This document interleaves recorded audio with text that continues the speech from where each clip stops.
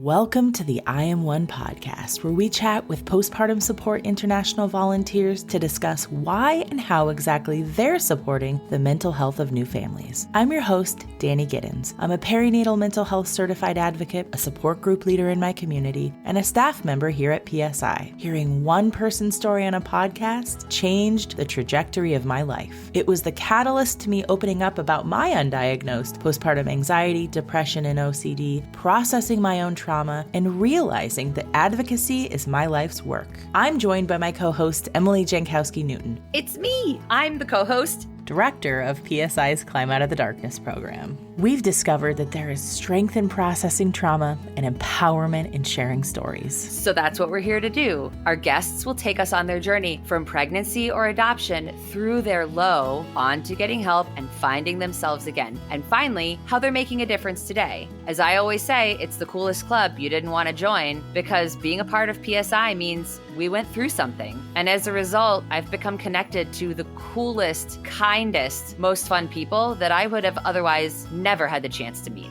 One of the most important things that we've learned is that we're not alone. There's something powerful in knowing I am one of many. Whether you're already connected to the perinatal mental health world, looking for ways to support parents and families, or just want to hang out with us in your earbuds, we're so glad you tuned in. And who knows, maybe we'll hear from you next. On today's episode, we're chatting with Jigyna Patel, a Houston area mother of three and passionate perinatal mental health advocate who volunteers in more than one PSI program. Pretty incredible. She shares about the power of accepting and receiving help and how her experience with postpartum anxiety, depression, and psychosis drives her to provide invaluable support and services that new parents and families deserve. The views, thoughts, and opinions expressed in the I Am One podcast are the speaker's own. Tuning into this podcast is not a replacement for therapy or any other form of professional help. Our discussions cover personal stories of perinatal mood and anxiety disorders and may feel triggering to some listeners. Your number one priority is to take care of yourself. So if you are in need of help, please reach out to the PSI helpline by calling or texting HELP to 1-800-944-4773 for help in English and in Spanish. At PSI, we want you to know you are not alone, you are not to blame, and with help, you will be well. Okay, let's get on with the podcast. Well, hello, Jigyna. Welcome to the pod. We are so happy to be sitting here with you today for your podcast debut. This is very exciting, isn't it? Yeah. Dun, dun, dun, dun. This is Jigna's first time sharing on a podcast, and we are absolutely honored that you trusted us to share your story. And we just met you for the first time this week, and it feels like we're basically friends. Right? We hung out in your car with you in Carline over Zoom. We brainstormed Climb Out of the Darkness merch ideas. We also have big plans to hang out at the PSI conference. So yeah. So basically forced friends. Totally normal. No, I'm happy to have met you guys. It's been great. It's been great so far. But, we don't know everything about your story yet. And I know Emily and I'll just speak for both of us. We are really excited to hear less from me and much more from you. So let's get into it. Jigyna, are you ready for your very first question? I am. Okay. It's an easy one, so don't worry. So if you would be so kind, please tell us a little bit about yourself, your name, pronouns, if you have kids, where you live. The mic is yours. Okay. Well, hello. My name is Jigyna Patel. I'm in Houston, Texas, and I'm married, and I have 3 girls, an 8-year-old and 3-year-old twins. Yes. Twins. I get a lot. We have a couple twin moms on staff on the Climb team. Out of the 5 of us, there are 2 twin moms. So very neat. Yeah, we'll connect you. And you can twin mom commiserate. Love that. Yeah. Well, let's just jump into talking about the good stuff. That was good stuff. But I am so curious, what role have perinatal mood and anxiety disorders played in your life? So 8 years ago, after I delivered my firstborn, It was an emergency C-section. And within the very first week, I started to struggle with depression, anxiety. Within the first few weeks, I wasn't sleeping. I couldn't get out of bed. I did not want to care for my child. And so within 2 months, I had my pediatrician and her friend, my sisters, my husband, everybody saw the difference. And I got to talking to my doctor, and that's when my journey started. And I was diagnosed with postpartum depression and anxiety. That was 8 years ago. And then, fast forward and we were planning for just one more, but had a pregnancy of twins. So that sent me backwards again. And so the pregnancy 3 years ago was again full of depression and anxiety. And after I delivered, I went through it all again. And then after they turned 2, I started to heal and feel better. And I joined PSI. And I joined PSI for 2 reasons. In the 2 years after I had my twins, I was just constantly reading and researching and wondering, why does this all happen to women? The depression, the anxiety, and so forth. And that's when I got really involved, just wanting to read and learn more about it. And then PSI had so many great resources and websites and different ways to get involved. At first, I was just going to join a support group, but I was like, you know what? Let me see if I can volunteer. I want to give back somehow. I feel in a safe place, in a healthy place. And so that's when I joined PSI 2 years ago now. And so in the 2 years, I've been able to connect in so many different ways. It also has changed what I want to do with my life now. My background is in marketing and sales, but in these last 2 years, I have gained so much passion, confidence, and just like a dedication to maternal mental health that I want to go back and get my master's in counseling. Yeah. And I also want to work in this field. Yeah. For the rest of my time, I guess you could say. And it's just been like goosebumps all along. I was just going to say, I'm feeling some feelings. And then one of the other biggest realizations that I had was I read an article about postpartum psychosis, and I saw a webinar about it last year. And for the first time, I realized that the third PMAD that I struggled with 8 years ago was psychosis. After watching the webinar, after learning about psychosis and talking to a few people on the task force, which I've just recently joined as well, I realized that I had all the symptoms. But 8 years ago, they only diagnosed me with depression and anxiety, not psychosis. And when I learned that I had postpartum psychosis and I survived, it was another goosebump moment, oh my God, this is just intense. I just got chills again. Yeah. And for that reason, what's going on?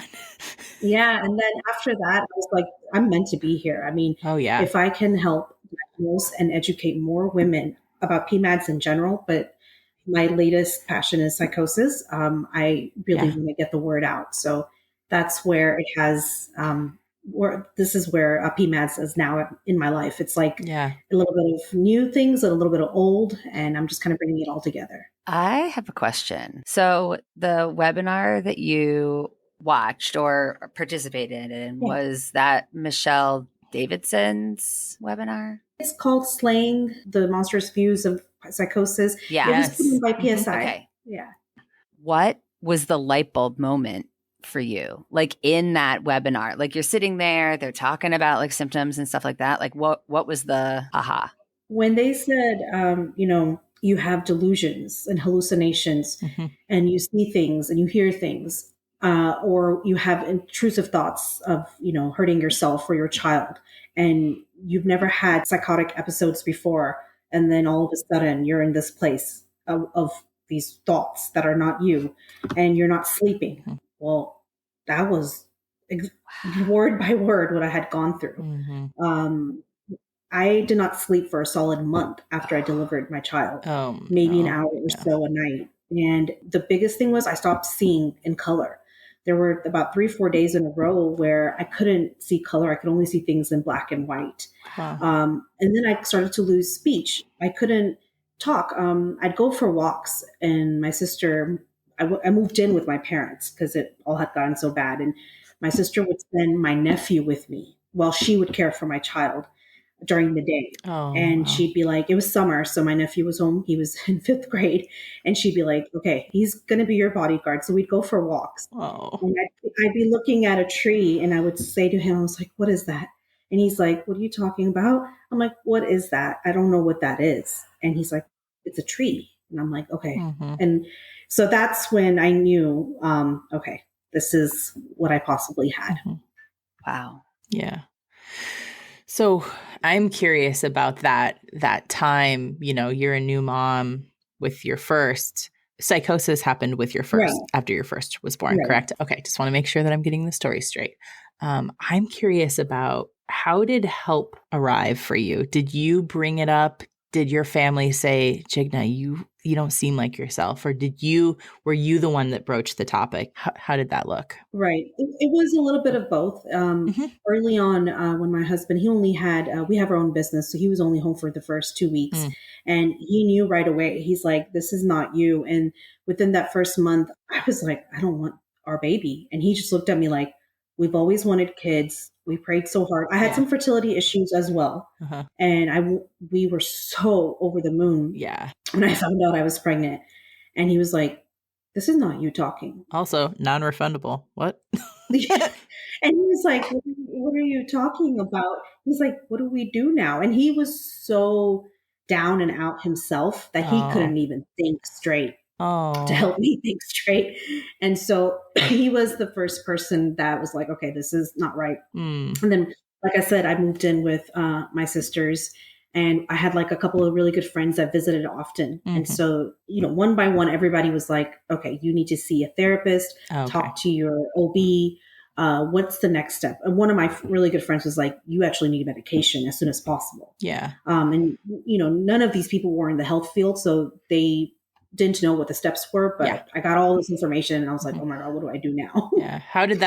How did you receive that when your friends and your family said, ooh, you need some help? Like, how did that feel to you? I actually felt really good. Did it? Because I was like, okay, I'm sick, and this is not me. Because for the longest I thought, is this who I am now? This person who, has no control, no independence, can't take care of my child, can't even do the most simplest things. And then when they told me that you're sick, I'm like, okay, sickness is temporary. Sickness can be healed.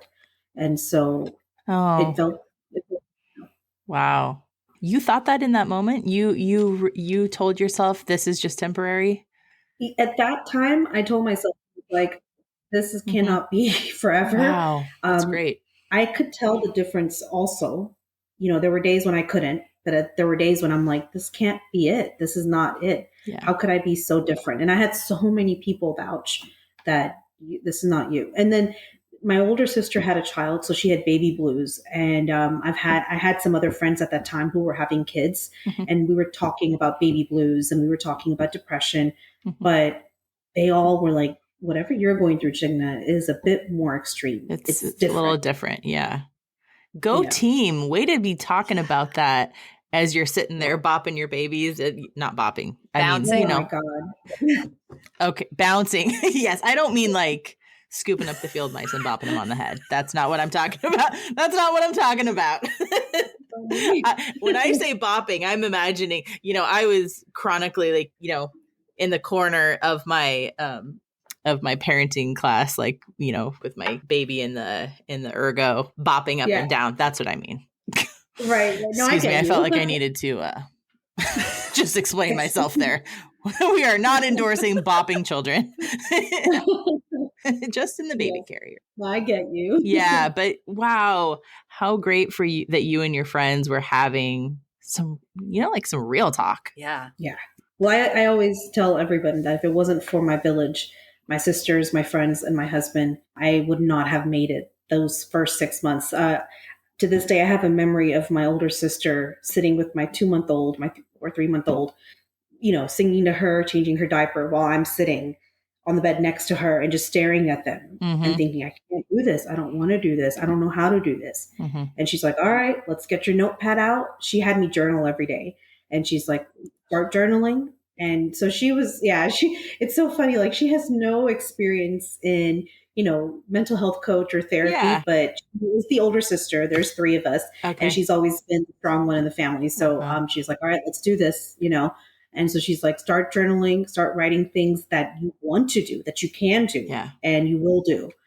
So she was there for me for those 2 months, 3 months, and every day in my ear, do this, do that, do this. And then when she went home, because she wasn't working at the time, so she'd come during the day, she'd leave, then my other sister would come. And then in the evening, one of my friends would visit, and then my husband would come on the weekends. I was at my mom's. And so it was just like everybody was a team player. And I'm so thankful for that. You had a dream team supporting you. Yeah. Oh, yeah. As our dear Bertie Gunyon-Meyer likes to say that, like there's a season for giving and a season for receiving. And after you've had a baby, you're in a season of receiving and you nailed it. You accepted the help, and that's hard for a lot of people. So good job.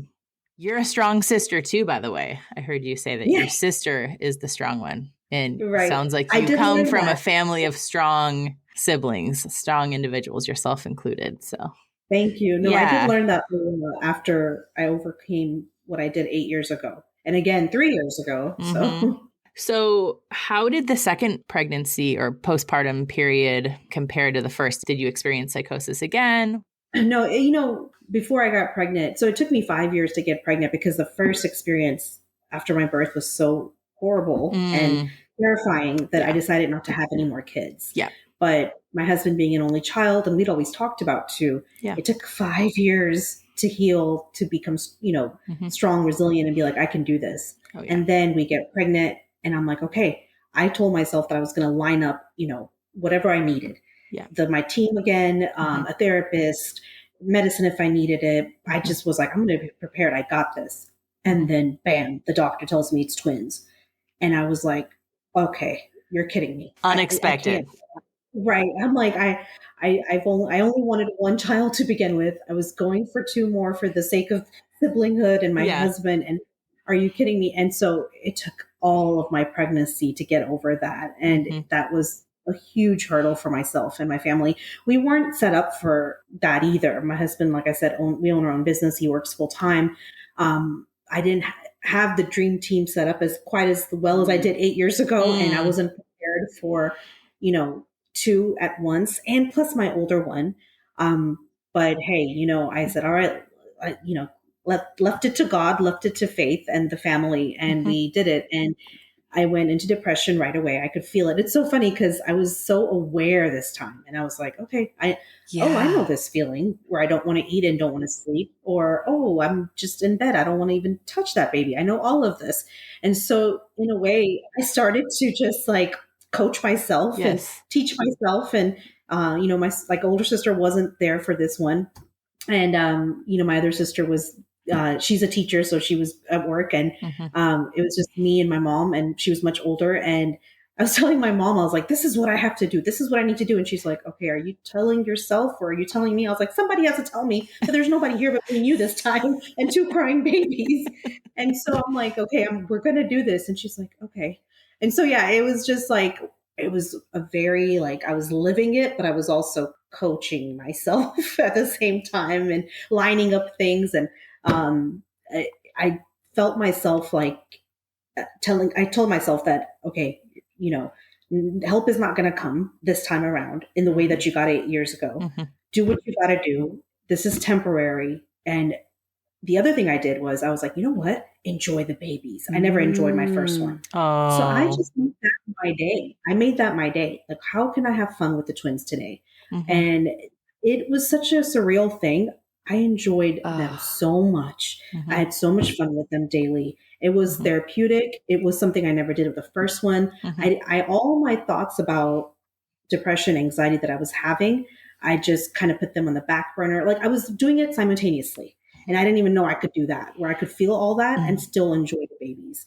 And it all was like a domino effect because they helped me get out of my funk as well. I have a question.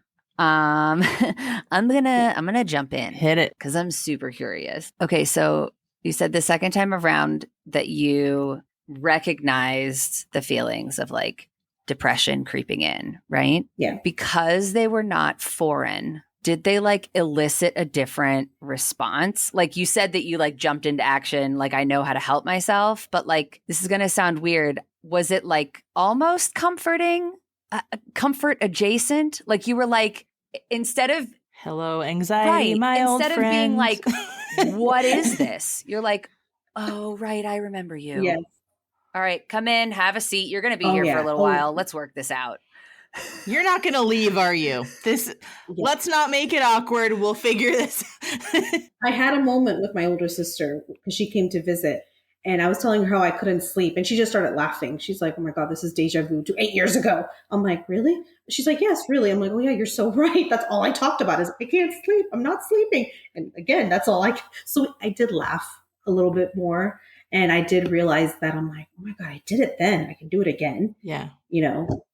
Well, I mean, you know, in the moment, it's really hard to realize what's actually happening, you know? Yeah. Oh, yeah, I'm actually not sleeping again. You're right.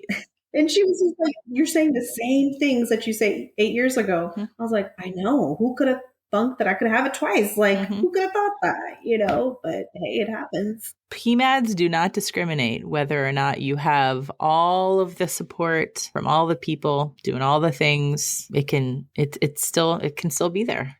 So at what point, I'm trying to remember here. At what point did you know about PSI after your first was born? At what point did you find PSI, hear about PSI? No, after the first one, I did not know.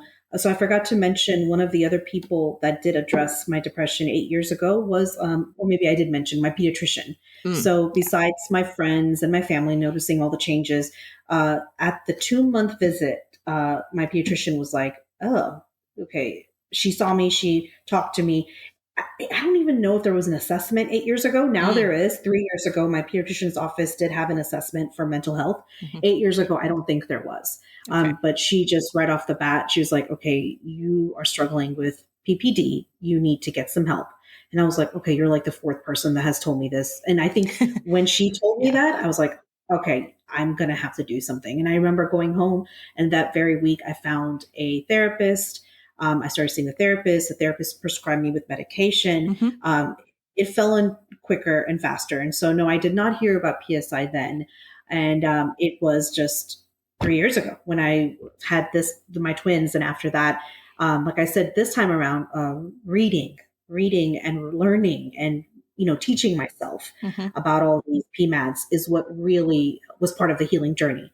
I did not go back to therapy. I was looking for a therapist, but just timings and days couldn't work out. Yeah. So PSI became like a little bit of a therapeutic, like mold for me, because I would just go on the website daily and just see these stories and learn about all the different resources. And I was like, "Oh my God, they do this, do they do that?" And then I was like, "You know what? I'm just going to volunteer in something."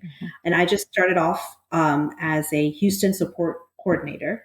Great. And I enjoyed it so much. And then I started off doing the support groups for the parents of multiples last year. Wow. And then enjoyed that so much. And then I joined the peer mentor program. Oh, and I was in that too. Oh, cool. Yeah. That's so cool. That was my gateway also. Yeah, exactly. And so that's what I've been doing. I've been doing that as well for the last year. And then I recently just joined the Postpartum Psychosis Task Force. So was finding PSI like a middle of the night Google find? Like you were like, "Tell me all the things." And the internet was like, "You're going to want to go here." Yes. I was like, why do women struggle with postpartum? I'm pretty sure I Googled that like 10 times, and, it led me to the website, and I was like, this is like, now it's. Oh, an entire organization that focuses on this. Yeah. It's like, would have been good to know. My oldest is 13. It's like, would have been good to know 13 years ago. Didn't know. Right. Obviously, I was not Googling the same thing as you, Jigyna. I was not as proficient in Googling all the things. In our defense, Google was different back then. Okay. Okay. Yeah. In our defense, we'll cut ourselves a break. Cool. So you are in Houston, and are you still a peer mentor? Or? I am. Yeah. Okay. So what is being a support coordinator in Houston look like? So basically, we go work with the helpline. So the helpline gets, people who contact them and then attach you to somebody that lives in a city that you live in, to the help seeker. The help seeker will contact the helpline. The helpline will be like, okay, here are some resources, but if you want to get some more information, some more local resources, we'll get you in touch with a local coordinator. And then through the helpline, I'll get a little message that this person is waiting for you to contact them.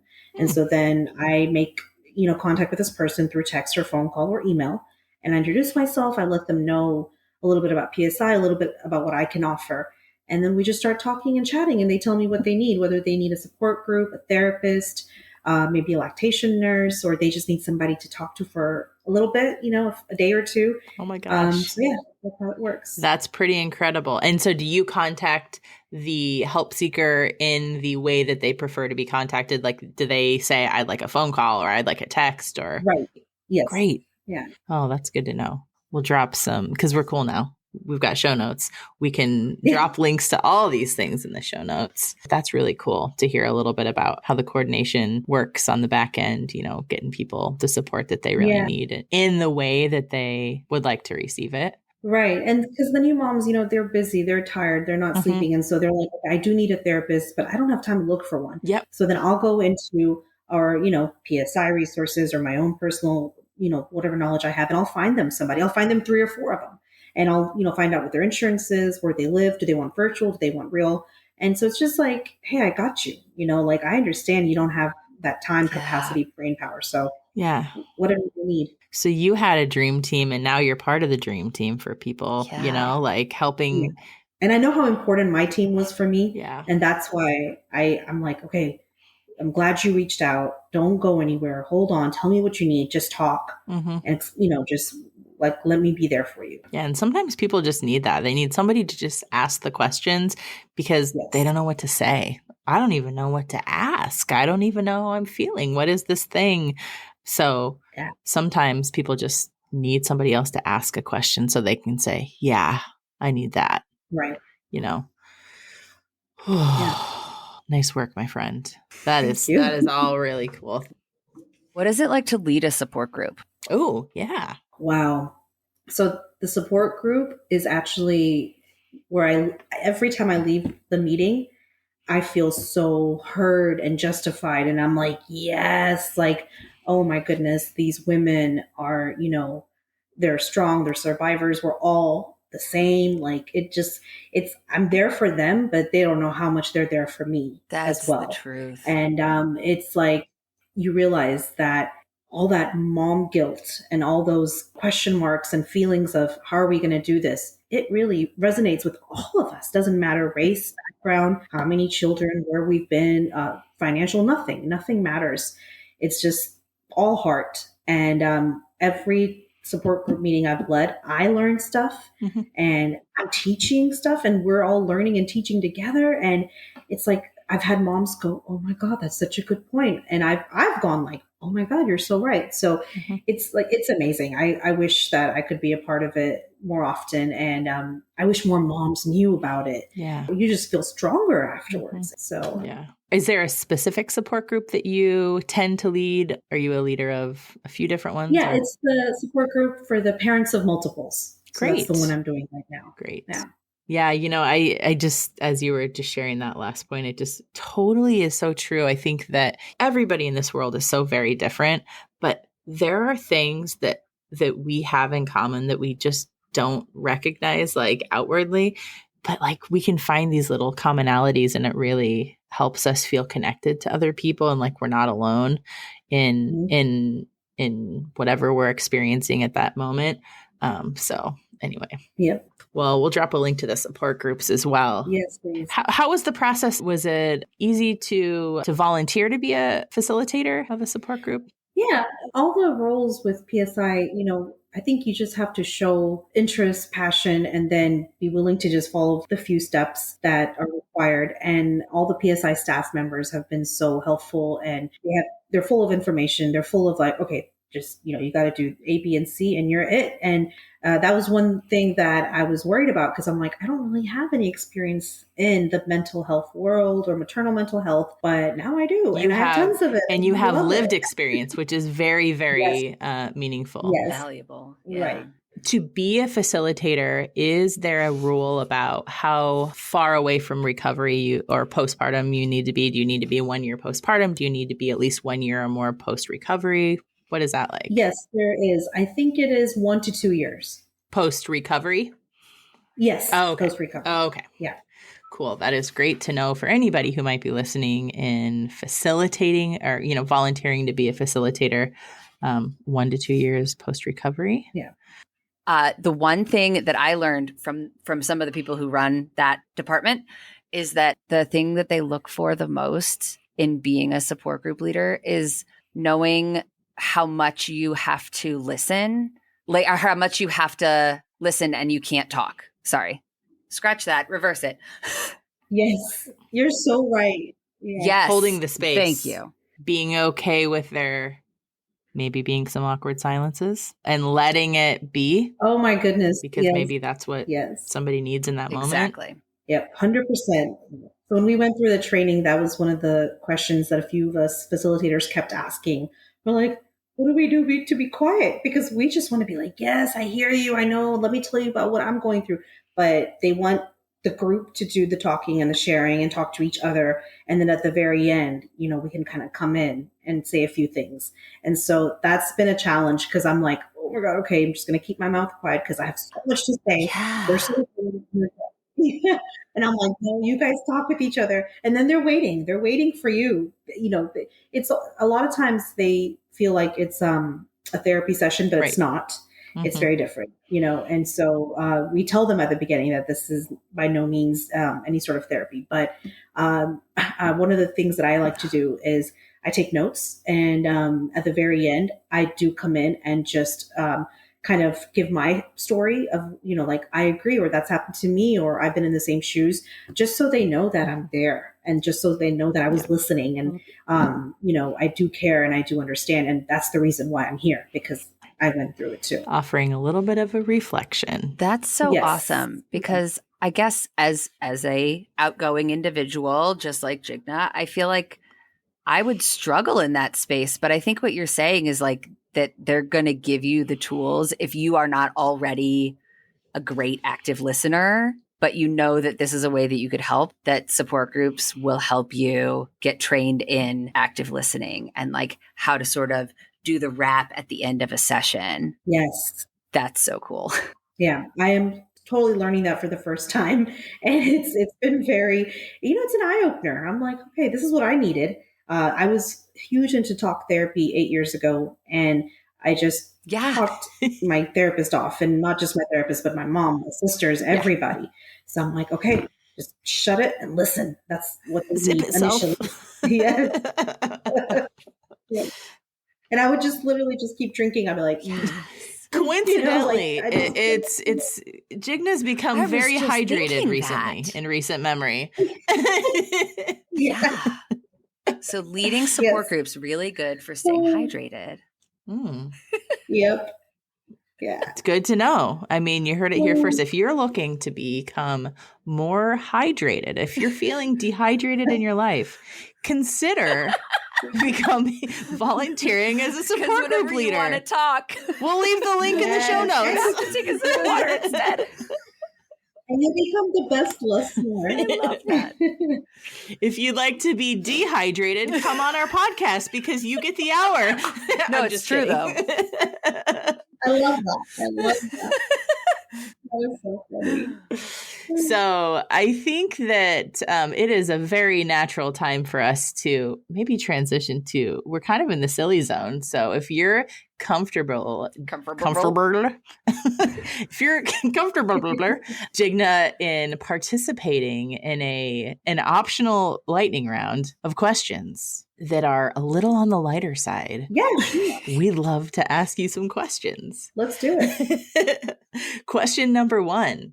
Besides this podcast, do you listen to podcasts? Do you have a favorite one? I do listen to podcasts. I love Super Soul Sundays. It's just Oprah brings up so many different people that she interviews from different walks of life, religion and spirituality and, inspiration and women empowerment, every topic you can imagine. So I love Super Soul Sundays. Cool. I have not, I'm semi-new to podcast listening. I don't understand. Yeah.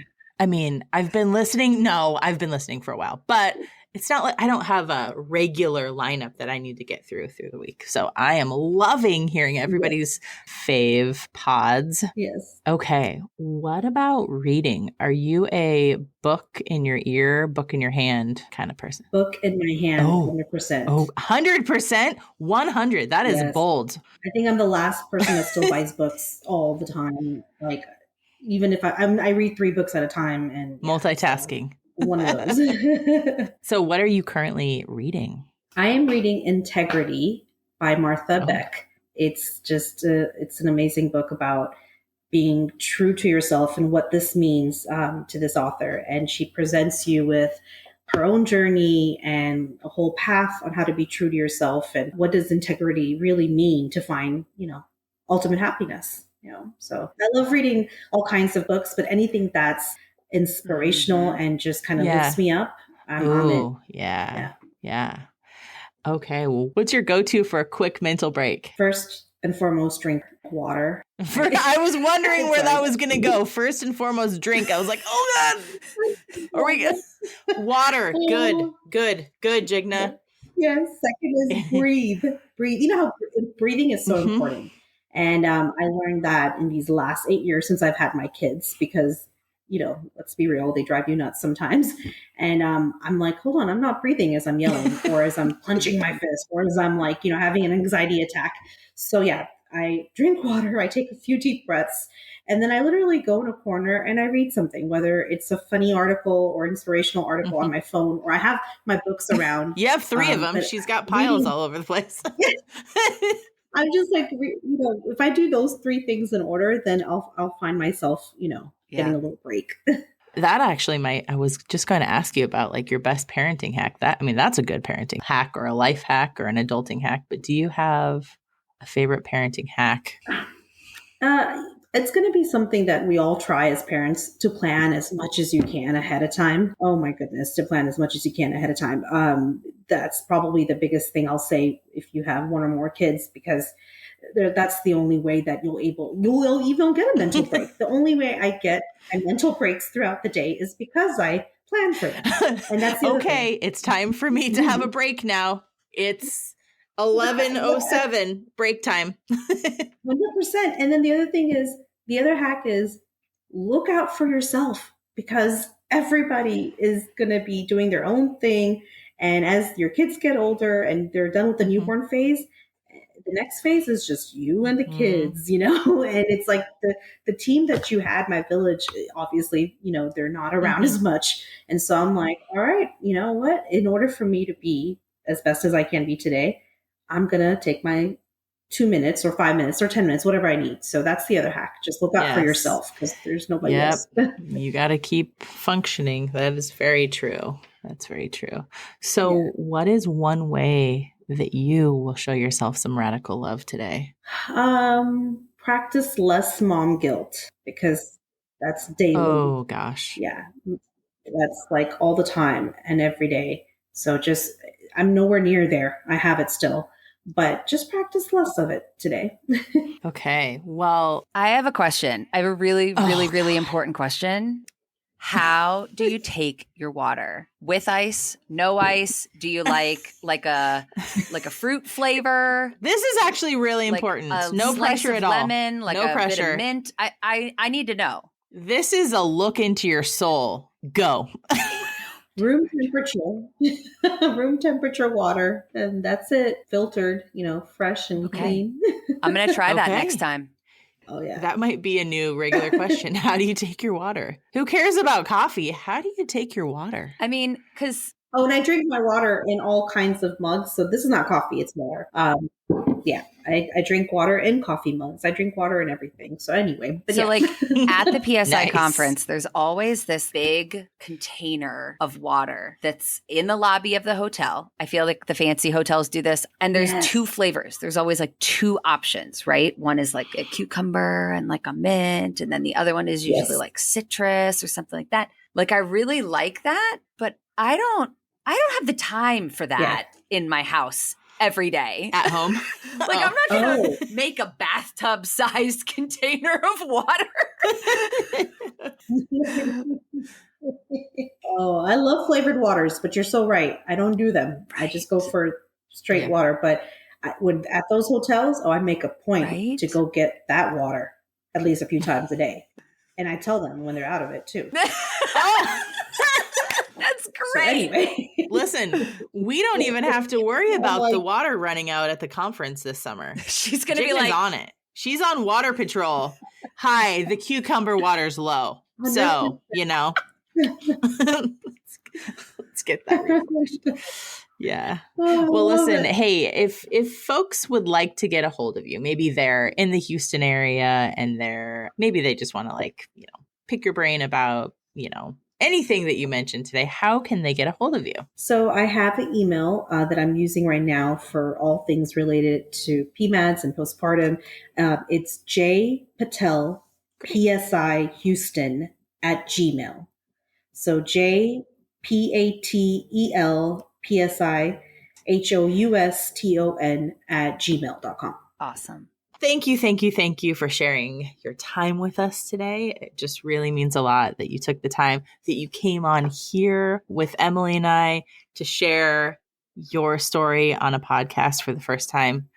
We're really honored, and we're so glad that we're basically best friends now. So You guys are welcome. And I love that you guys are doing this. This is amazing. Oh, and this is one more thing. Like, look at this. Like, PSI is like endless. And I'm so happy you guys are doing this. This is going to reach out to so many women that need to hear all this. That's and the hope. In turn, just, get whatever help they need. So I'm really happy to be a part of it. Thanks so much. Thanks for tuning in to the I Am One podcast. Check out today's show notes where we'll drop links to all the important things that we mentioned in this episode. Please consider sharing about our show on social media and following and rating our show wherever it is that you listen to podcasts. It only takes a minute of your time and, well, that'll help with our collective mission of bringing resources and local support to folks worldwide. From everyone here at PSI, thanks again for listening.